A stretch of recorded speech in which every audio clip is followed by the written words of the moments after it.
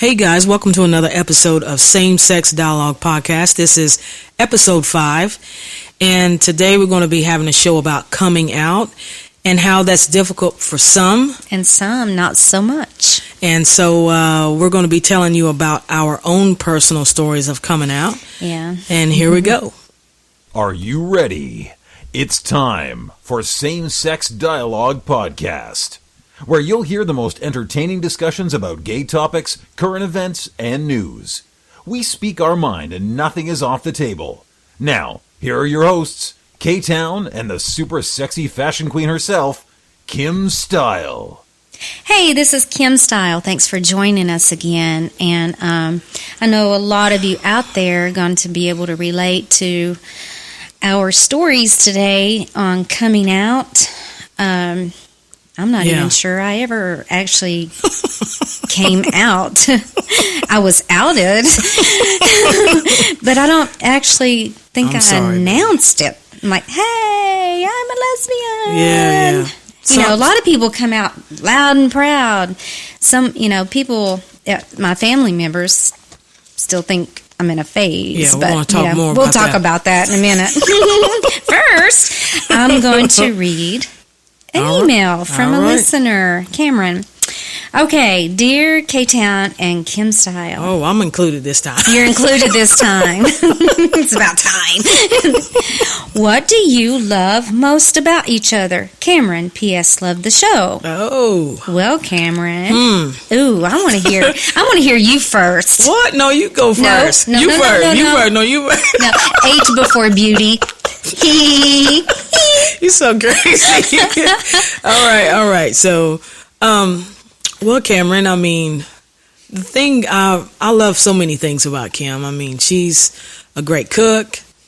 She can sing. If I can ever give her, yes, you can. No, don't believe it. You can sing. She sings great. And, I love her green eyes and her smile and her personality, and her cooking is amazing. But it's a thousand little things, and she's just a good all-around person that I'm very blessed to have in my life. So I can't choose anyone, but I love everything about it. Baby, you stole my answer. That's not fair. I want to go first. You're great. Go ahead. What was you going to say? Let's see, what I love Baby most. Baby Jess is sweet. Yeah. Baby Jess is sweet. Absolutely. Let's see. Million things that I love about you. But most of all, I know y'all can't see her, but she has this rough, hardcore shell. But as hard as she is on the outside, she's as mushy and soft and kind-hearted. What else? On the inside. I'm probably the only person. No, I'm not even going to say. I'm not going to say that I've actually seen you cry. I'm not going to say that. But you dare not say that. I wish we had time for me to tell you the story about you picking the lady up on the highway and driving her like an hour away in like 149 degrees weather, but maybe another show. And a lot of people, they just see this exterior and they think that you're just so hard, and you are on the outside, but you're just pure mush on the inside. Thank you. Let me just tell you, and that's what I love the most about you.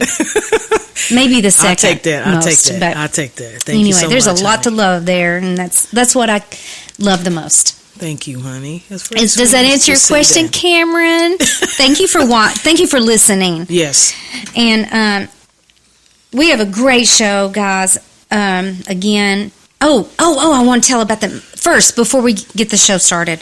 I have to tell what happened to me today at the nail salon while I was getting my nails done. Okay. I don't know if people experience this. I'm sure people that aren't your typical gay person looks like your typical gay. What does gay look like anyway? Can someone tell me what gay looks like? That needs to be another show. Really? I mean, yeah, really. It's deceiving. We could do a documentary. There's a documentary called do I sound gay for real? We could do I look gay? Do I look gay? But I'm sitting there getting my nails done, and one of the nail techs, a couple of seats over from me, starts gay bashing, kind of in a whispering sound. You mean at your favorite nail salon? Yes. I only go to one guy. I just love him. And it wasn't him, but it was a couple of seats over. And this guy was gay bashing, looked around, and he didn't see anyone that looked gay. And of course, I'm honing in and listening. Wait, is he a worker? Yes, he was a nail tech. Oh my God. And he was talking to his client. And when he looked around the salon and he looked at everybody. He didn't see anyone that looked gay. We kept getting louder and louder. Well, you know that I'm getting it's hurting my feelings. Right. And I thought, probably making you mad as hell. It made me mad, but it really hurt my feelings that he was just so just dogging gays, just give me a couple of things. Making fun of how maybe a guy was walking and that made me think, you're in the closet, dude. He is in the closet. Let me tell you something. You remember we posted that article on our Facebook that homophobes are they're in the closet. I mean, that was a study that was done, and I actually got it off of I think it might have been gay.com. I actually shared it, but yeah, he's in the closet. Yeah. Period. He's in the closet. I guarantee you is. Well, on the flip side of that, I have a straight guy friend that actually marches in Pride parade. Yes. And he has formed a group called Straight Guys for Gay Guys. Yes. And he is so comfortable in his straight skin, and I love that so much more than someone that's hiding who they are, but they want to lash out and bash other people. Right. You know what? You told me about that, and that is an amazing story. Yeah, his wife does the same thing she just loves everybody no matter what. She does. She's just a big lover. She's very sweet. Yeah. She's very sweet. That's a good story, baby. It's not good about the I walked away from doing that. I mean, my nails look great, but my heart hurt for us. When stuff like that happens, but it's a lot of BS. We want to bless those people. Bless their heart. Bless their heart. Okay, on with their show, baby. On with their show. I was going to say, come out of that musty closet. Closets are for shoes and couture. Shoes and couture. Hey, right, babe, here we go. I want you to tell your coming out story and how accepting your loving, unconditional loving mother was for you. Okay. She knew you were gay before you were. All right. Or so, before you did. Yeah. Okay, so my story was when I was, at a very young age, probably in elementary, I'm sure, I remember, having feelings towards females. I like females. I was attracted to females, and they were, attracted to me. I don't know if it was a crush or what, but it's all your mojo. It's your mojo, baby. my elementary mojo. Yeah.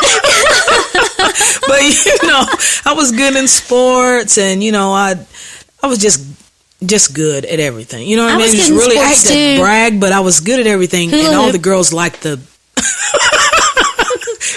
I'm sorry, I'm not going to butt in anymore. and then, I just was good, and I didn't know if they liked me because I was good at all kinds of things, but I never wanted any dolls. You know, my mother would ask me what I want. I say, I want train set, you know, cars. She knew then. Yeah, she had knew. to. Mamas know. You know what? Grandmamas know too. Yeah, they do. Your grandmother knows, baby. Anybody out there listening who has a grandmother that's gay and thinks that she doesn't know, she does. Oh, she doesn't even have to be gay. Grandmothers. No, I'm saying she doesn't have to be gay. I'm saying anybody that's gay out there and their grandmother is still around. Absolutely, I know and what you you're think saying. your grandmother does not know, she does. Yeah. Your grandmother knows. Your parents may be in denial. Yeah, but your grandmother knows. Mama knows. Mama knows. They're precious. They really are. But ooh, I miss my grandmother so much. I know. Yes. I love hearing stories about your grandma. Of course, I was her favorite. Tell everybody about your grandma. Oh my! Oh, I have good. No. We're saving it for another episode. Okay. Your grandmother was funny. She was a hoot. She was a hoot. Let me tell you. I think I get my hootiness. Yes, definitely. From her. Definitely.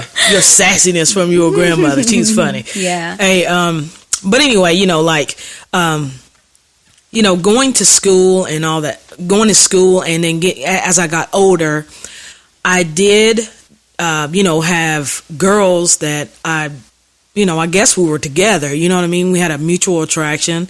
They'd call me on the phone, things like that. And then, you know how I used to pass letters in school and stuff all the time? Well, yeah. I had a bunch of those. My mother would find them. And I'm sure she knew they were from girls. Yeah, knew they were from girls. They would sign, you know, she knew. But my mother never once said anything negative about nothing it. Derogatory. No, nothing derogatory. When I came home, when I went into the military, I was in there for 5 years. I come home, done my thing in the military. 5 years. Thank you. You're welcome, honey. And then I come home and I knew right away, you know, I'm going to do whatever I want to. And my mother was so supportive. She really was. She wasn't supportive of the crazy ones. Yeah. Well, you know, when she found out something was wrong with her. You and who you are. That's the bottom line. Yeah, she knew at the end of everything, I was still the daughter she loved and raised, and nothing changed about me except, you know, nothing changed about me. I'm still the same person, you know what I mean? Yeah, and I know you know how lucky you are. Not everybody has that. Absolutely. I know it. Your story and totally different than yours. Totally different. And I feel for you, honey. I'm going to let you tell that, but it's interesting how it's different for everybody. You know what I mean? So, well, by all means, I definitely am and was loved by my family, of course, but they just think that they think I'm too feminine, they think I'm too pretty, they think I'm too this, too that, too whatever. They just cannot accept. Right. You know, they're going to be nice to whoever I'm with, but they still, 20 years later, think it's a phase. Right. That's the longest phase I've ever heard of. Newsflash. I am gay. No, I love my family, and I've always tried to be respectful. And I've never actually, you know, announced the fact, you know, called a family meeting, tell everybody that I'm gay or anything like that. But, you know, they know that my partner, you know, that's who she is. Right. And so tell me, like, when you actually came to, well, let me ask you this. Did you and your parents ever have the discussion about, or they come out and just ask you, Kim, are you gay? Tell me about that. Yes. The very first time that we talked about it was my first girlfriend, and someone had told my parents that I think Kim is with, that's what they said, I think Kim's with a girl. And they said, what do you mean? They're very conservative, very church-going Christians. And my mom called me up one time, and she said that right after that, and she said, well, your friend told me that, you know, you were living with a lesbian. She wouldn't put that on me. She wouldn't say, your friend told me you were a lesbian.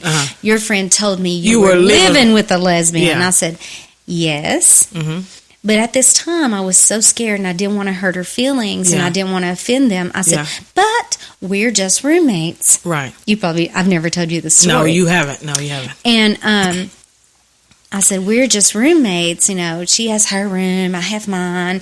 You know, I just really was caught off guard at that point. Right. So then after that, I just started talking about it a little bit, and my mom would say, you know, I don't want to hear about that, and never anything sexual, of course. Still wouldn't do that.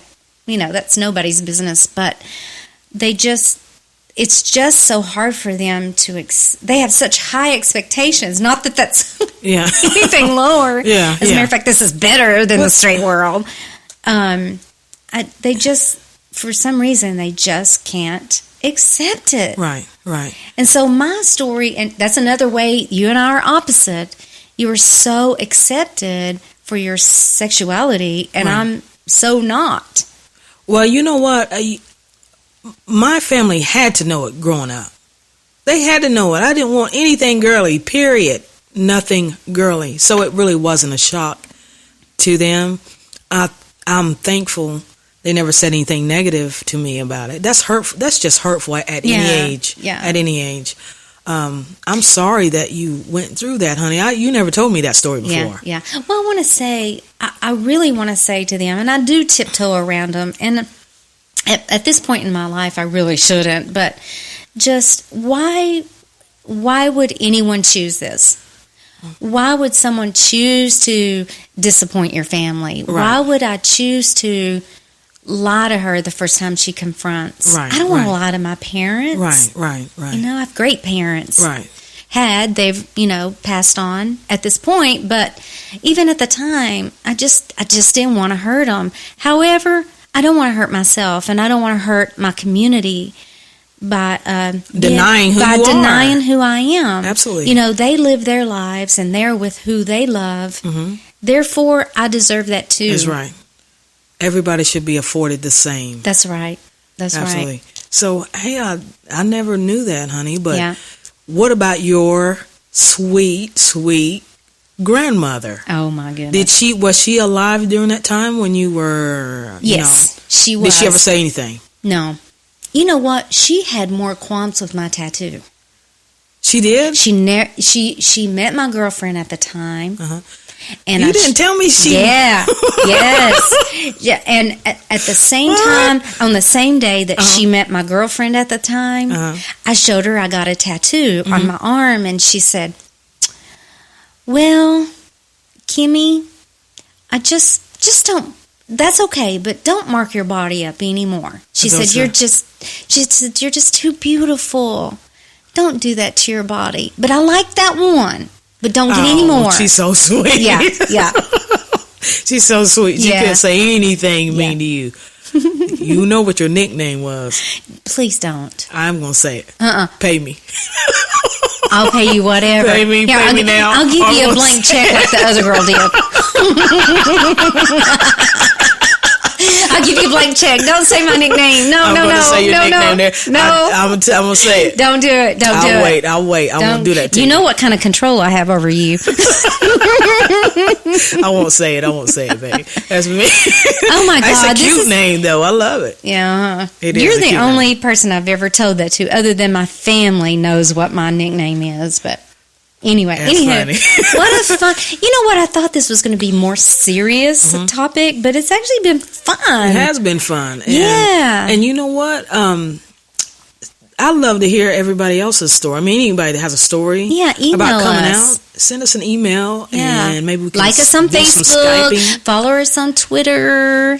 Yes, and you can get us on any of 5 Android apps right now, and I am going to put us on iTunes, I promise, this month. Good God, you've been working hard. Yes, I have been working very, very hard. You took radical action for this. Serious. Oh, my God, I love it. And our website is live as well, samesexdialogue.com. You go to that, you can leave us an email or something, and pass on any questions you have. I have been uploading our videos to YouTube, so you can like those or leave us a comment. We always keep up with that stuff.